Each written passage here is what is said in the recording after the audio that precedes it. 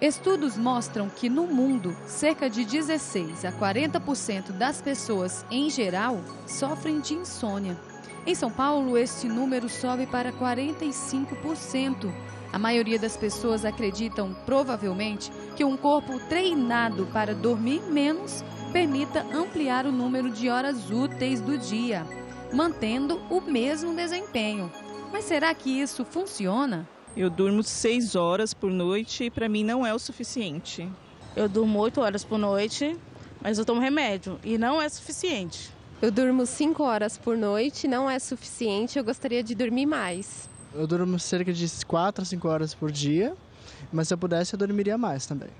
Especialistas nesta área dizem que uma boa noite de sono podem afastar desconfortos diários, como o cansaço, o mau humor, o baixo rendimento, a falta de concentração e até problemas conjugais.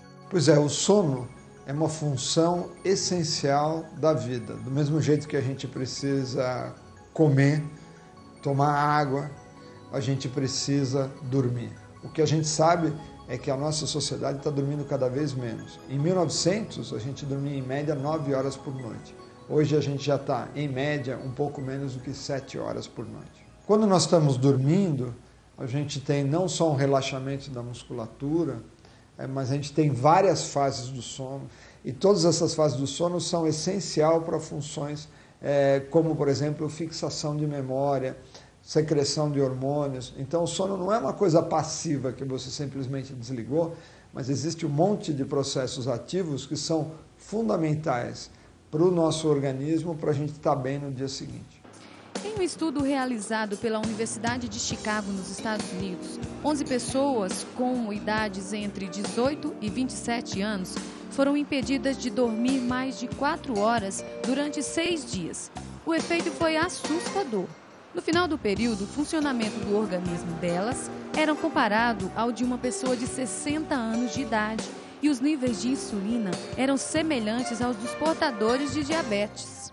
Existem alguns estudos que mostram que as pessoas que dormem menos do que 5 horas, ao longo da vida, eles correm maior risco de ter pressão alta, de desenvolver problema cardíaco, até infarto agudo do miocárdio. Um estudo feito na cidade de São Paulo, com polissonografia, que é o exame padrão para fazer o diagnóstico quando uma pessoa passa uma noite no laboratório, em mais de 1.000 pessoas da cidade de São Paulo, 33% da população de São Paulo tem apneia do sono. Quer dizer, eles param de respirar, eles não só roncam, mas eles param de respirar, e é um problema de saúde pública, porque a gente sabe hoje que isso piora não só a qualidade do sono, mesmo que a pessoa não perceba, ela aumenta o risco da pessoa ter sonolência diurna, de ter cansaço, de ter problema de memória. E o que é mais curioso é que a maior parte da população segue sem diagnóstico e sem suspeita diagnóstica, porque a pessoa não percebe que está roncando. E é por isso que a apneia do sono é tão comum. Então, ficar atento, porque é uma doença, infelizmente, muito comum, em função do desenho da garganta do ser humano, que é naturalmente estreita, e quando a gente dorme relaxa a musculatura, e é nesse momento que se manifesta a obstrução da garganta. Portanto, antes de você pegar aquela xícara de café, pode valer mais a pena tirar uma soneca ou investir mais na obtenção de uma boa noite de sono para obter os melhores resultados. O café, as coisas estimulantes, elas funcionam até um determinado ponto. Todas as outras medidas, elas que diminuem a quantidade do sono, a curto prazo pode funcionar, mas a médio e longo prazo você pode ter que pagar um preço alto na sua saúde ao longo da vida e provavelmente isso não vale a pena.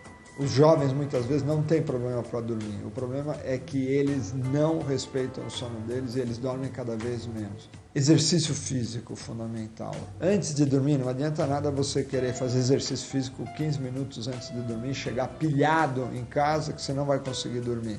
Então você precisa ter um quarto fresco, um quarto com pouca luminosidade, pouco barulho, e que são coisas muito difíceis em grandes centros urbanos.